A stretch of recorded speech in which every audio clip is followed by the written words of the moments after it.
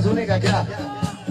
કેમ કે ઈ ગમે ત્યારે ટ્રેન જતો રહે હો ભાઈ, પણ આ દ્વારિકા વાળો બેઠો છે 1008 વાળો, ઈ ટ્રેન ગમે ત્યારે જવાનો નથી, આ તો અનાદિથી ચાલતો આવે છે. એટલે હું જાહેર સ્ટેજ ઉપર કહું છું, કૃષ્ણ કા ગાના સુનેગા क्या?